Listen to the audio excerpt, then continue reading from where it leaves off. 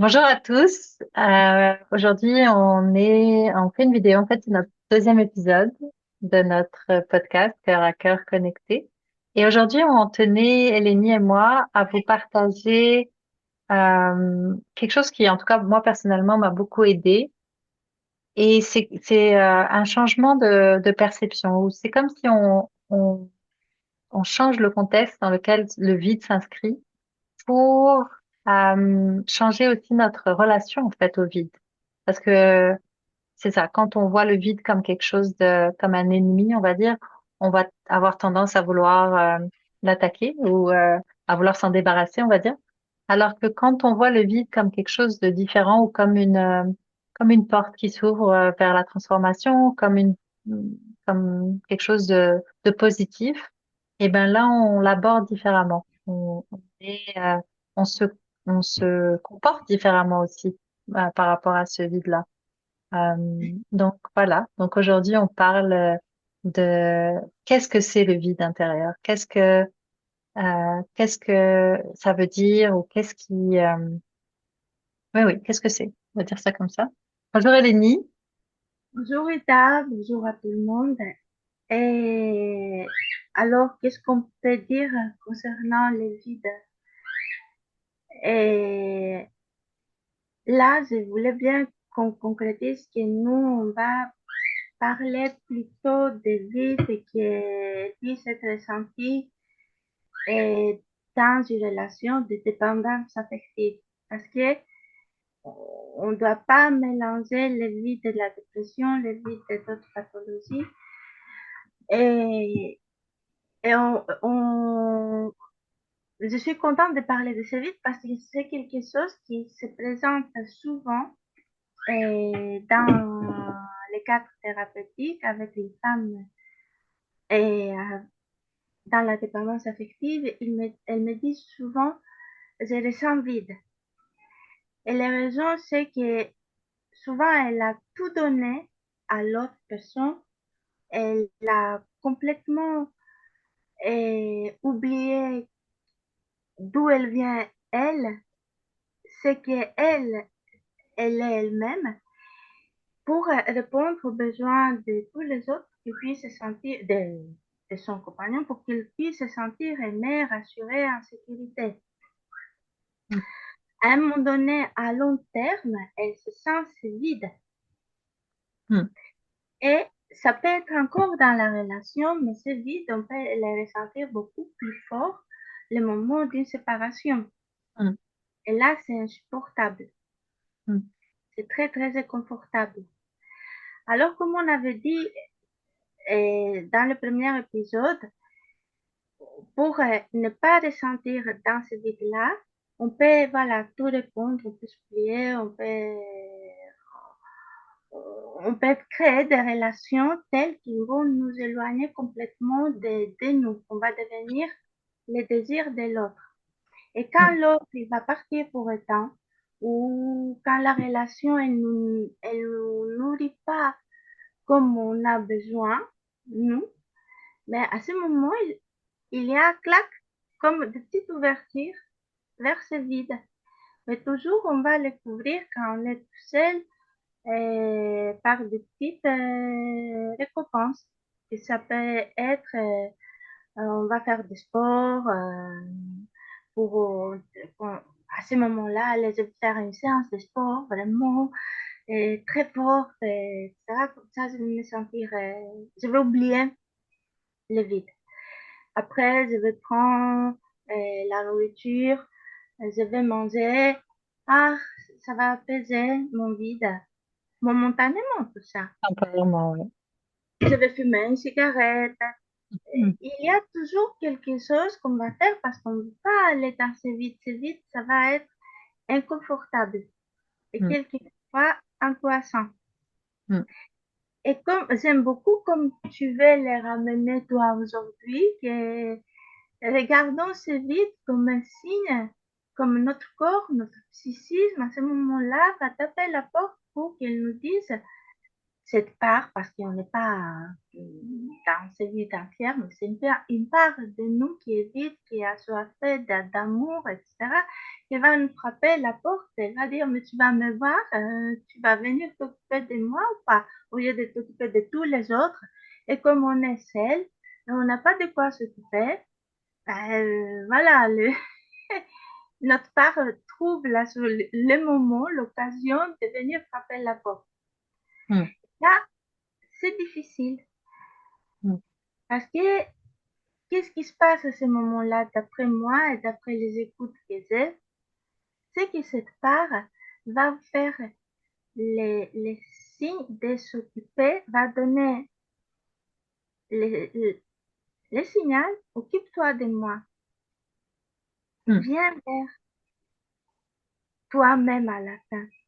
Et mm, j'aime beaucoup cette approche dont tu veux présenter, qui est accueillons, même si c'est inconfortable, accueillons ce vide qu'on peut ressentir dans des moments de transition, soit dans, après une séparation, soit quand notre conjoint, ça va partir à un moment donné, on va ressentir dans le vide, etc. Restons et accueillons là. Qu'est-ce qui mm. va nous dire ce vide? Parce que c'est peut-être le moment d'aller de venir pour qu'ils nous disent stop, ne Mm. donne pas autant, viens, viens vers moi. Exactement. Mm. Et c'est aussi comme la colère, toutes les émotions, en fait, c'est des signaux, ça nous donne une information, ce sont des messagers. Le vide, c'est vraiment, comme tu dis, c'est ça, un messager qui nous dit, ben, viens vers moi, reconnectons-nous à nous-mêmes, en fait. Et on dirait que plus on l'ignore et plus j'ai l'impression que ce vide grandit, en fait, et plus il Oui, prend de la place. Parce qu'au bout d'un moment, si on s'ignore pendant des années, 1 an, 2 ans, 10 ans, 20 ans, ben là, ça crie plus fort, en fait. C'est comme notre part de nous qui est délaissée, en fait, qui est rejetée, finalement. Parce qu'on l'écoute pas, on veut pas connecter avec, on rejette. Et à un moment, ça devient, on est obligé d'aller compenser, on travaille beaucoup, on fait du sport, comme tu as dit, on mange beaucoup. Et finalement, on se rend compte on se fuit soi-même ou on se bat avec soi-même. Parce euh, on n'a pas envie on ressent un mal-être d'être déconnecté de soi, et donc on a besoin de compenser. Et plus ça augmente, et plus on compense, et plus le mal-être augmente. Et en fait, finalement, ça serait pas mal plus simple de revenir à soi et de se connecter à soi et de plus avoir besoin de compenser avec quoi que ce soit, ni en étant dépendant dans une relation, de quelqu'un qui va venir nous remplir d'amour, nous remplir d'attention. Euh, Vraiment, la source de cette dépendance, c'est cette déconnexion de soi, en fait. Et c'est pas tant, le manque n'est pas tant, euh, le manque, c'est vraiment juste un messager, en fait. Il faut aller voir qu'est-ce qu'il y a derrière ce manque. De quoi on s'est déconnecté, de quelle partie de nous on s'est déconnecté. Et souvent, ça revient, en fait, à quelque chose qui s'est passé dans notre enfance. oui, il y Ouais. a, il y a toujours cette liaison avec quelque chose qui est passé à notre enfance. Là, je pense à une jeune femme, pour donner aussi un exemple, comment on peut transformer ce vide à quelque chose qui puisse être un outil pour nous, pour qu'on revienne vers nous. Et je pense à une jeune femme qui est venue me voir parce que elle est en relation, elle est en couple, elle aime beaucoup son ami, elle se sent aimée, elle se sent écoutée. En général, les cadres, c'est bon. Mais quand lui, par exemple, il a envie d'être avec ses amis, de partir pour quelques jours, etc., et il va pas être trop présent en message, voilà, mais là, elle va se sentir vide, elle va sentir l'angoisse, le confort. C'était comme ça, après une telle voilà, absence de son copain, qu'elle a dit, ah, c'est pas ok, il faut que j'aille voir qu'est-ce qui se passe avec moi. Elle est venue vers moi assez jugeante, comme quelque chose, je ne dois pas me sentir comme ça, je n'ai pas le droit, comme quelque chose qui était très très grave. Et justement, la première chose que j'ai à dire, c'est que chaque chose qu'on peut ressentir, on doit l'accepter, l'accueillir avec bienveillance et pas avec le jugement. C'est pas un problème qu'on va attaquer, etc. C'est quelque chose qui nous approche de plus en plus vers nous, de nous fait connaître de plus en plus. Alors, cette jeune femme, ok, on a vu un petit peu son histoire, etc. Et dans ce vide, elle s'est ressentie vide. Et ce vide, c'était l'angoisse, pas ok, mais en faisant un peu plus, je lui avais dit, mais pourquoi c'est vide? Si on les remplissait avec quelque chose, avec des mots, avec quelque chose, ben, qu'est-ce qu'on pourrait mettre? Et elle a répondu, mais je pourrais mettre une demande. Je dis, ok, c'est quoi la demande? Mais je demande des câlins. Je dis, ok. Et je demande des câlins. Pourquoi vous ne demandez pas des câlins à votre série? Elle dit, mais non, parce qu'il ne ressent pas le besoin que lui, ça lui donne des câlins. Et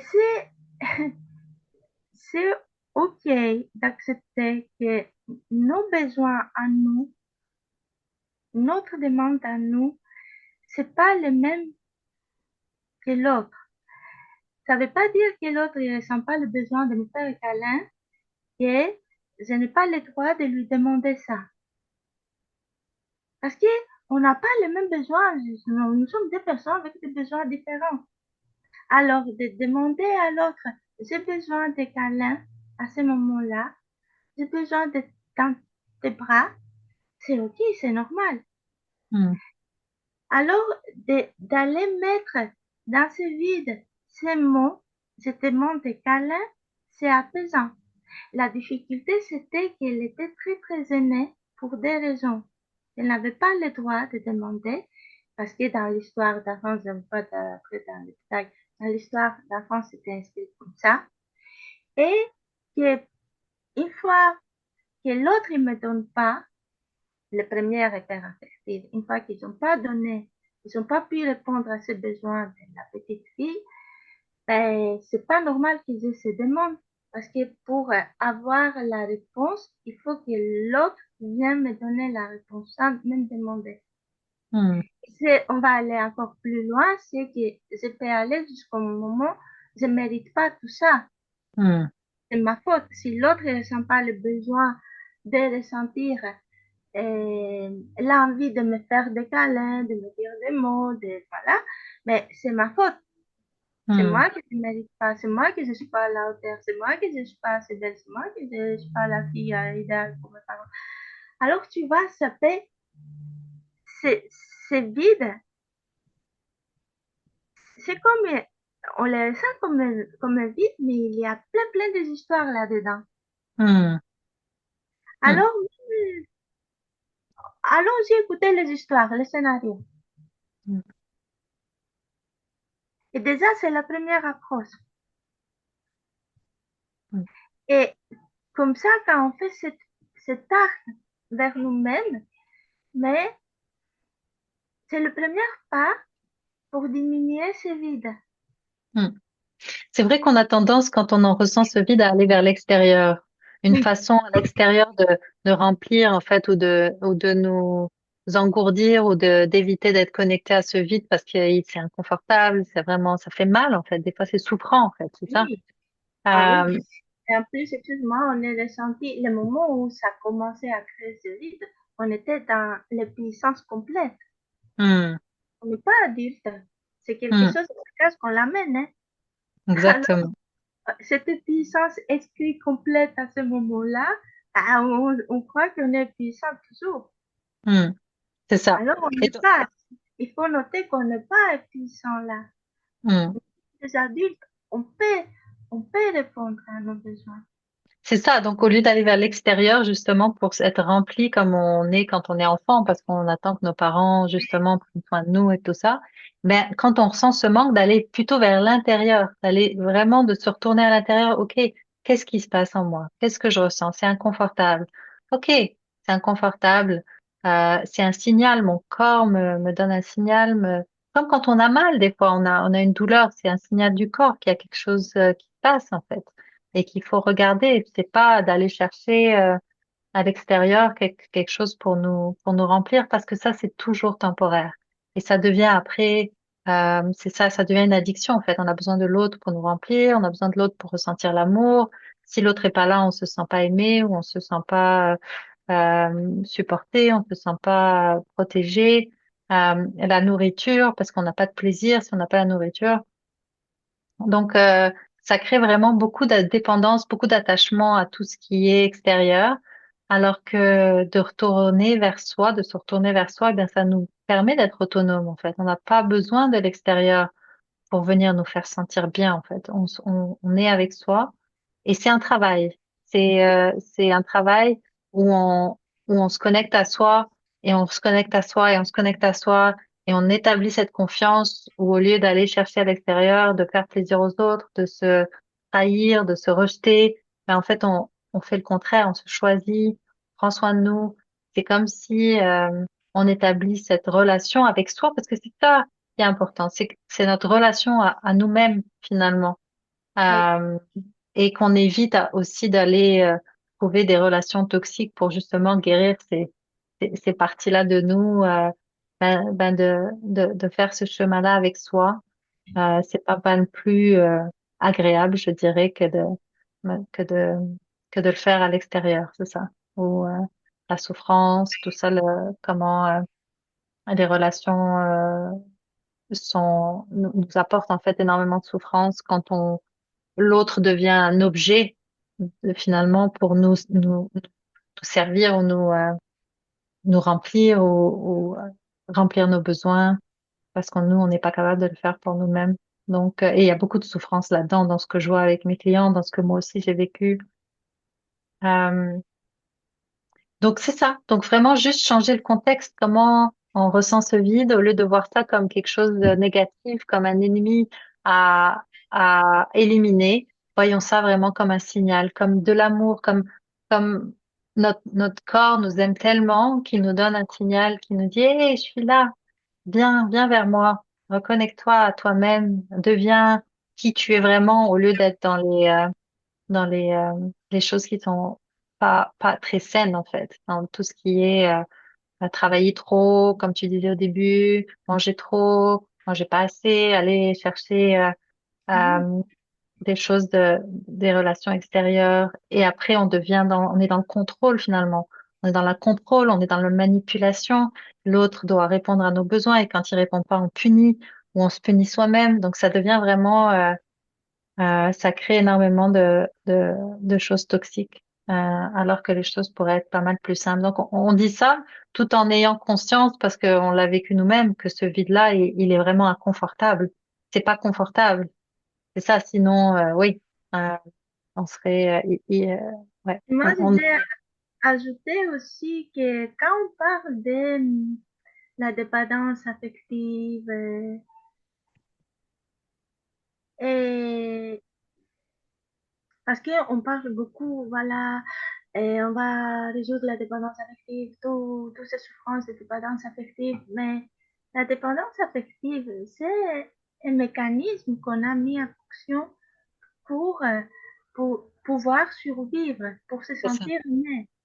Alors, vraiment, moi, la dépendance affective, je lui ai dit, ben, merci, c'est un mécanisme que j'ai trouvé à un moment donné. Par contre, ça m'a pas donné la solution souhaitable. Mais le Mm, moment où ça a été utilisé, c'était OK. mm, mm.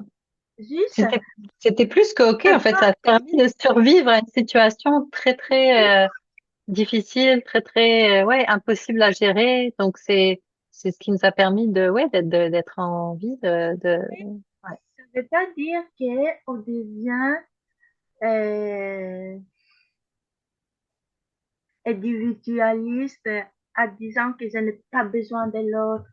Quand on parle de la libération de la dépendance affective, c'est justement dans la reconnaissance, j'ai besoin de l'autre, j'ai besoin de moi-même, j'ai besoin de l'autre et on peut vivre ensemble, Hmm, pas pour euh,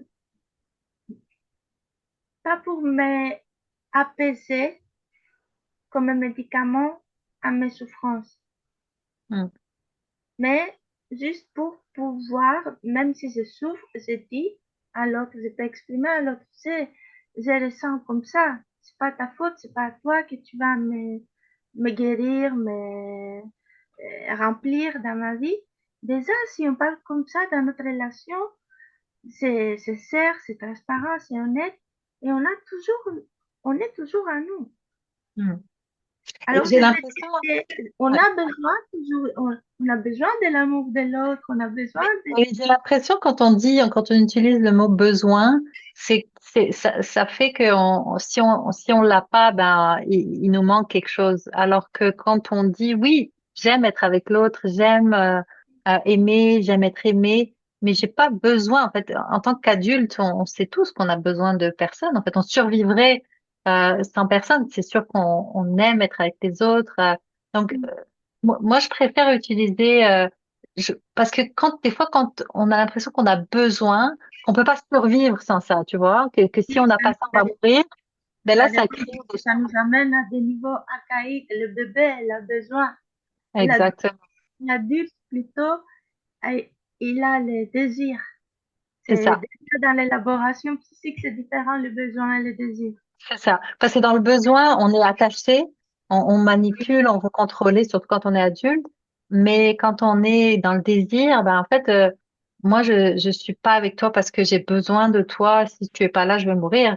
Je suis avec toi parce que j'ai envie d'être avec toi, parce que je te désire, parce que tu me désires, comme tu dis. Donc on est dans le détachement, on est dans oui, dans le plaisir d'être ensemble au lieu d'être dans la souffrance de j'ai besoin d'être avec toi. C'est pour ça mais je pense qu'on dit la même chose, c'est juste que c'est ça, je trouve que utiliser le mot besoin, ça nous ramène à quelque chose de plus de l'ordre d'enfant, adulte, alors que adulte, on n'est pas vraiment dans ça.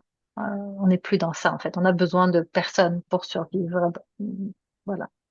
Émotionnellement, je parle. Ici, moi, je suis plutôt dans l'option, j'ai besoin de tout le monde. J'ai envie de partager avec tout le Hmm, monde bien sûr. la vie. Mhm. Oui, Oui, ça peut être comme ça ça peut être plus calme, mais je désire de partager, voilà, comme on dit. c'est ça. Alors, l'autre, ça fait du bien qu'il existe dans notre vie. Ah, c'est clair. Ah oui, c'est clair. Voilà. Et puis, je pense qu'ils l'ont, dans les études je pense que c'est Harvard, ils ont fait des études et ils ont dit, ils ont suivi des gens pendant 70 ans et puis ils se sont rendus compte que ce qui fait le bonheur, en fait, l'un des choses qui contribue, en fait, au bonheur des gens, c'est vraiment les relations qu'ils ont avec les autres. C'est Oui, la qualité des relations. oui, C'est ça, et ça inclut aussi la qualité de la relation qu'on a avec soi-même euh, ouais. Donc, et je pense que c'est ça aussi l'autonomie. L'autonomie, ça veut pas forcément dire je suis toute seule, je veux voir personne, je m'isole, mais pas du tout en fait. Quand on est autonome émotionnellement, on n'est pas dans le contrôle, on n'est pas dans la manipulation, on est avec les gens et on est avec eux et on est libre et ils sont libres en fait d'être qui ils sont et il y a pas cet attachement en fait à non l'autre doit être comme ça, l'autre doit me donner ci. Euh, euh, donc, euh, donc voilà. Euh, juste pour conclure, parce qu'on parlait de vide, alors ça qu'on dit, c'est regarder différemment ce vide, écouter-les avec bienveillance, accepter-les même si c'est inconfortable, et qu'est-ce qu'il qu'est-ce qu'il y a? Si vraiment on va aller dedans un petit peu, c'est inconfortable, mais on va trouver des scénarios. Pourquoi il y a ce vide? Pourquoi ça existe ce vide? Et prenez note. Et vous pouvez mettre en commentaire des questions et votre avis. Et voilà. Super. Ben, en tout cas, ça nous a fait vraiment plaisir d'être avec vous aujourd'hui, de partager. Donc, s'il y a des sujets qui vous intéressent, c'est sûr de nous mettre ça en commentaire et puis on se revoit la prochaine fois. Oui. Au À revoir. bientôt. À bientôt.